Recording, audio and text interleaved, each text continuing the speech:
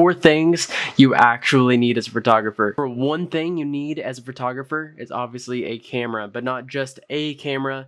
Any camera that has an interchangeable lens, you know, one you can take off like that, or any camera with multiple focal lengths, like something as simple as your iPhone. To get into photography is you don't need the best of the best. That is a huge misconception. What you need is a camera with different focal lengths. Something that can zoom, something you can take the lens off of to change it with a, say like a nifty 50 or something like that. You don't need the best of the best, and that is like one of the biggest misconceptions. And start with something cheap. I started with a Canon R50, and honestly, if I could go back, I would start with something even cheaper. I would go with like the Canon T7 or whatever. I saw this quote earlier today, and I thought it was really good, perfect for this video. Don't buy the gear for the photographer you think you'll be in the future. Buy gear for the photographer that you are now. That's very important. You know, when I first got my first camera, I'm a beginner. This is my second year of being in photography. I thought I needed the best of the best, but I just settled for what I could afford. And at the time, that was the Canon R50 with the 18 to 45, and then also with this 55 to 200 or 210.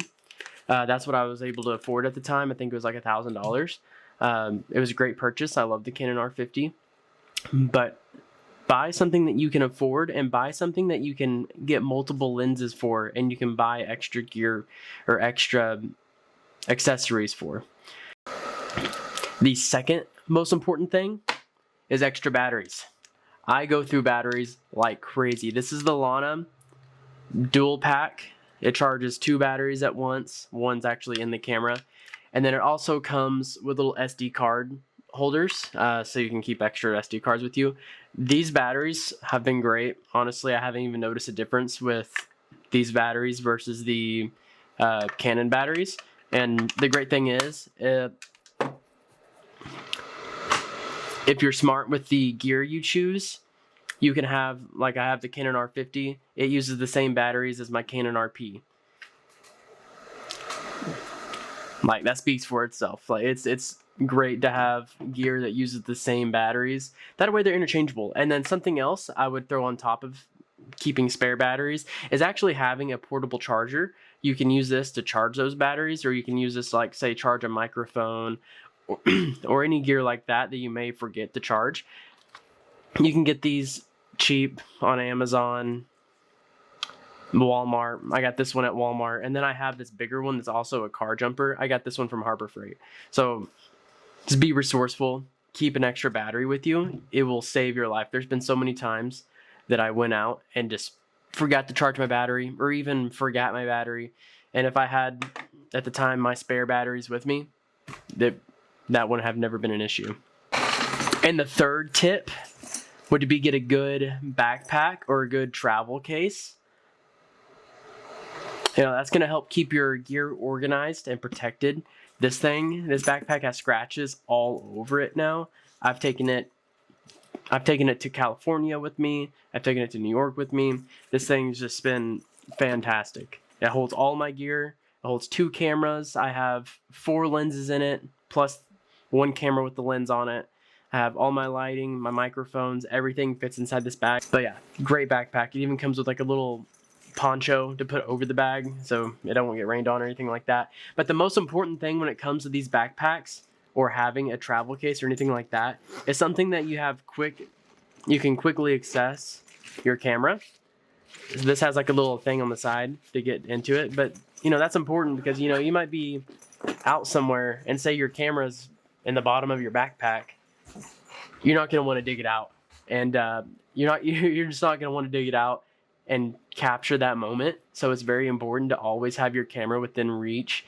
And another quick tip for that as well, one thing that I love so far that I've gotten for both of my cameras are these little anchors, so you can quickly attach and detach your straps. Here, I'll show you that real quick.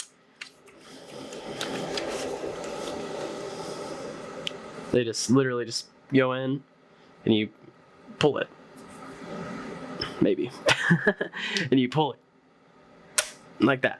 and it locks in. And that's not gonna come loose. I haven't had either one of my cameras come off this yet. I do want to get a little one for my wrist, because you know, these long straps that go around your neck, the ones that, you know, come with the camera are cheap. They're kind of uncomfortable and they kind of flop around too. So I'm gonna get like a little arm wrist one. Get you little lanyards to put on your caps. I can't tell you how many times I've lost my caps, and it's as simple as, well, I lost the cap. I lost the cap that I was going to show you. You don't even need to buy new caps.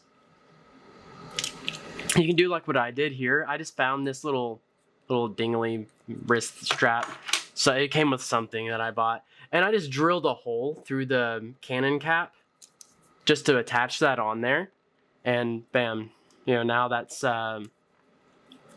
say you're out shooting in the woods or something and you don't want to lose your cap, you know, you can put it on your wrist. It's not going to go anywhere. Number 4 on my list of things you actually need as a photographer. The first thing, ND filters, but not just normal ND filters like what I have.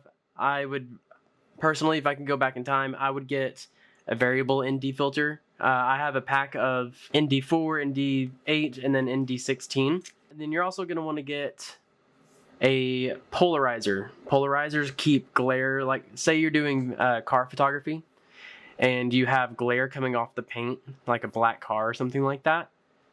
This will keep the glare off of the car so you can actually get like good photos.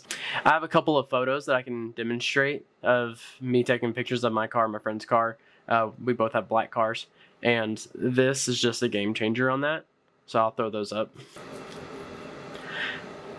And the last most important thing I would get is a mist filter. A mist filter, you may not be able to see it right now because I don't have any direct lighting, but that's going to add kind of like a hazy look, and that's going to give you like haze around lights, so you don't get like streaks and stuff like that. So this is without the mist filter. And then we'll throw the mist filter over it. It kind of gives it a little bit more haze.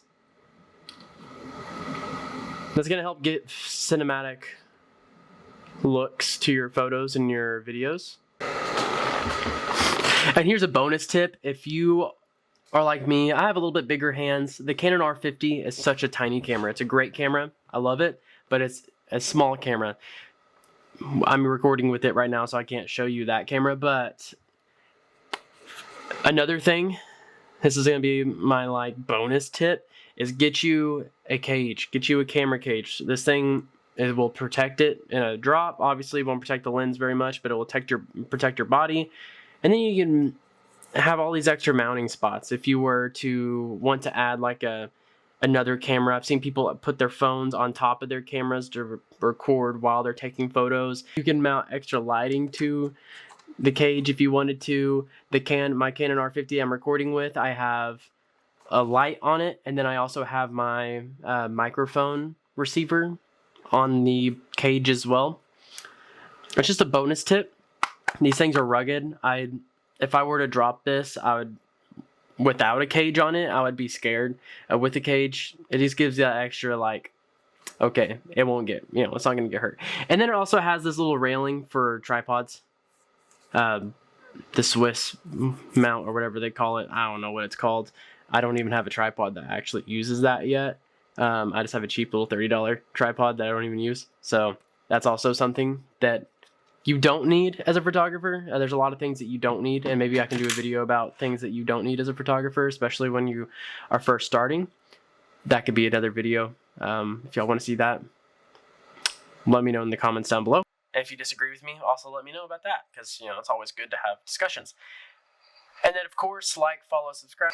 And if you want any of these items for yourself, I have affiliate links down below. Click on those, go get the item. It'll help me out, and it'll help you out. But anyways, thank y'all. See y'all later.